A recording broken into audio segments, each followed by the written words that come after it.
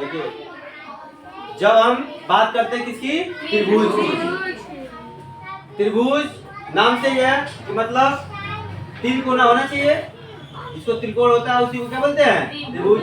त्रिभुज में देखो, त्रिभुज कुछ इस प्रकार का होता है ना, बोलिए। अगर कोई पूछेगा त्रिभुज किसे कहते हैं तो क्या बोलेंगे, देखो 1 2 3, यानी 3 भुजाओं से घिरी हुई आकृति को त्रिभुज कहते हैं। त्रिभुज का मान कितना होता है, 180।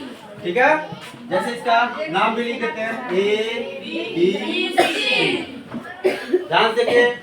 ठीक, ये जो त्रिभुज को हम जब दो बराबर भागों में बांट देते हैं, जिसको क्या बोलते हैं, लंब, जैसे BC पे लंब होता है ना, लंब है, ये जो होता है 90 डिग्री का होता है। कितने डिग्री का होता है, 90 डिग्री, यानी 90 अंश। कितना, 90।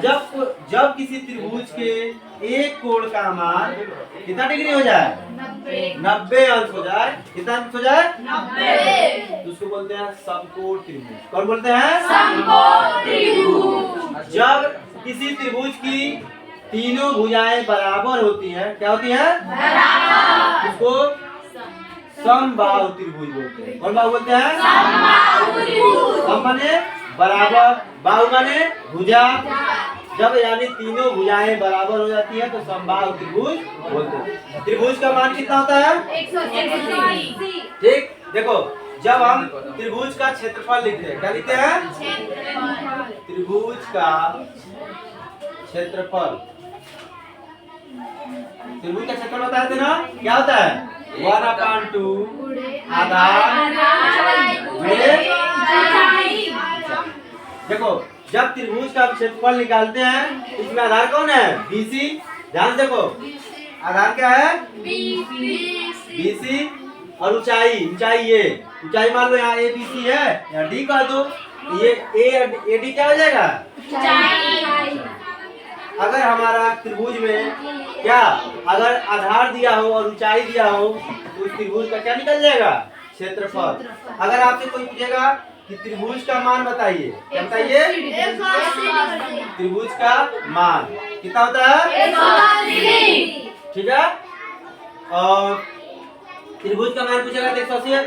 देखो फिर अगर कोई कहेगा, मान लो समकोण पूछेगा तो बता दोगे कि एक, अगर किसी त्रिभुज में एक कोण कितना हो, 90 अंश का हो तो समकोण त्रिभुज होगा। अगर तीनों भुजाएं बराबर है तो समबाहु त्रिभुज होगा। अगर कोई पूछे कि समद्विबाहु त्रिभुज किसे कहते हैं तो क्या बोलोगे, जब बोलोगे जब किसी त्रिभुज की केवल 2 भुजाएं, कितनी भुजाएं, 2 भुजाएं केवल बराबर होती हैं तो उसे समद्विबाहु त्रिभुज बोलते हैं। क्या बोलते हैं, समद्विबाहु त्रिभुज बोलते हैं। ठीक है, और तीनों भुजाएं बराबर हो जाती है तो समबाहु त्रिभुज। ठीक है, अच्छा ये बताओ, जब अगर तीनों भुजाएं बराबर हैं तो समबाहु त्रिभुज, और जब 2 भुजाएं बराबर हैं तो समद्विबाहु त्रिभुज।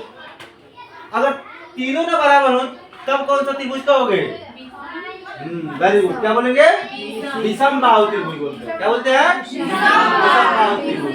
ठीक है, और त्रिभुज में, त्रिभुज का तुम लोग क्या बोलते हैं, त्रिभुज का क्षेत्रफल, त्रिभुज का मान और त्रिभुज का परिमाप बोले थे। क्या बोले थे, परिमाप। बताओ त्रिभुज का परिमाप क्या होता है, त्रिभुज का परिमाप।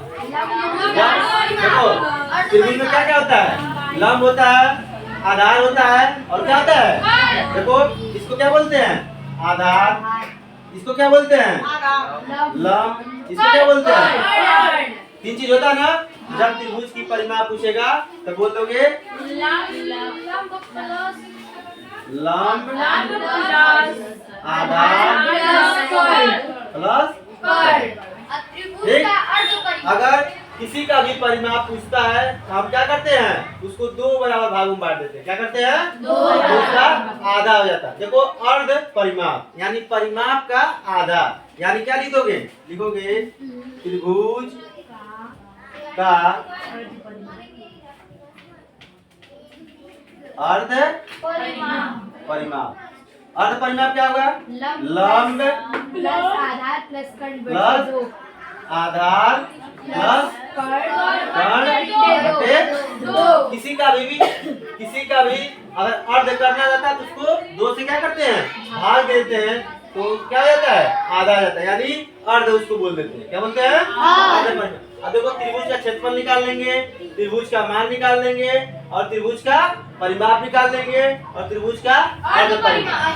ठीक, देखो इसी में अगर मान लो कोई त्रिभुज दिया है, ठीक, और उसमें मान लो ये त्रिभुज दिया है ना, बोलो, अगर मान लो 2 भुजाओं का मान दिया रहे, तीसरे भुजा का मान निकालना हो, तो हम कौन सा प्रमेय लगाते हैं, क्या करते हैं, लगाते हैं पाइथागोरस प्रमेय।